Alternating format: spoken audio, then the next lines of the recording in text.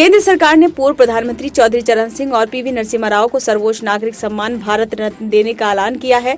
वैज्ञानिक MS स्वामीनाथन को भी भारत रत्न देने का ऐलान किया गया है। प्रधानमंत्री नरेंद्र मोदी एक्स पर इसका ऐलान किया। प्रधानमंत्री मोदी के बाद 3 बार ट्वीट करके तीनों हस्तियों के बारे में लिखते हुए उन्हें ये सम्मान देने की घोषणा की। इससे पहले बिहार के पूर्व मुख्यमंत्री कर्पूरी ठाकुर और देश के पूर्व उप प्रधानमंत्री लालकृष्ण आडवाणी को भी ये सम्मान देने का ऐलान हो चुका है। आडवाणी को छोड़कर बाकी चारों हस्तियों को मरणोपरांत ये सम्मान दिया जाएगा।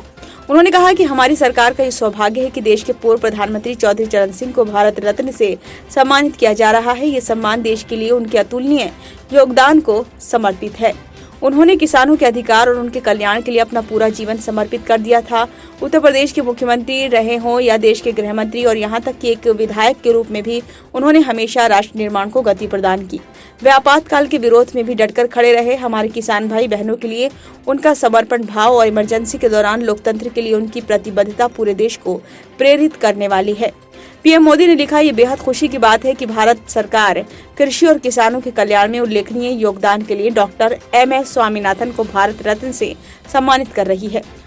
उन्होंने चुनौती भरे समय में भारत को कृषि में आत्मनिर्भरता हासिल करने में महत्वपूर्ण भूमिका निभाई और भारतीय कृषि को आधुनिक बनाने की दिशा में उत्कृष्ट प्रयास किए। हम उनके अमूल्य कामों को भी पहचानते हैं। डॉक्टर स्वामीनाथन के दूरदर्शी नेतृत्व ने न केवल भारतीय कृषि को बदला बल्कि देश की खाद्य सुरक्षा और समृद्धि भी सुनिश्चित की।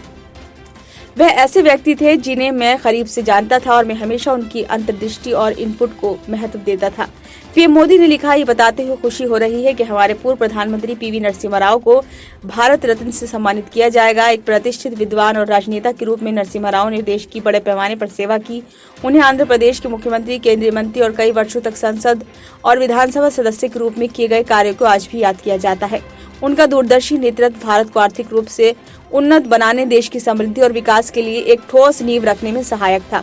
उन्होंने कहा कि प्रधानमंत्री के रूप में नरसिम्हा राव के कार्यकाल ने भारत को वैश्विक बाजारों के लिए खोल दिया, जिससे आर्थिक विकास के एक नए युग को बढ़ावा मिला। इसके अलावा भारत की विदेश नीति, भाषा और शिक्षा क्षेत्रों में उनका योगदान एक ऐसे नेता के रूप में याद किया जाता है जिन्होंने न केवल महत्वपूर्ण परिवर्तनों के माध्यम से भारत को आगे बढ़ाया बल्कि इसकी सांस्कृतिक और बौद्धिक विरासत को भी समृद्ध किया। करीब 68 साल पहले शुरू हुए इस सर्वोच्च सम्मान से अब तक 53 हस्तियों को सम्मानित किया जा चुका है। पहली बार साल 1954 में आजाद भारत के पहले गवर्नर जनरल चक्रवर्ती राजगोपालाचारी, वैज्ञानिक चंद्रशेखर वेंकटरमन और सर्वपल्ली राधाकृष्णन को दिया गया था।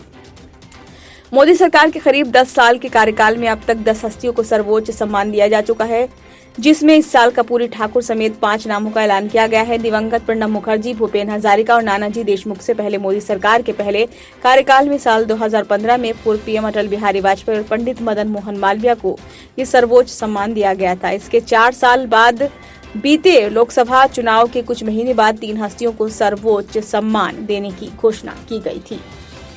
ब्यूरो रिपोर्ट, नई दिल्ली।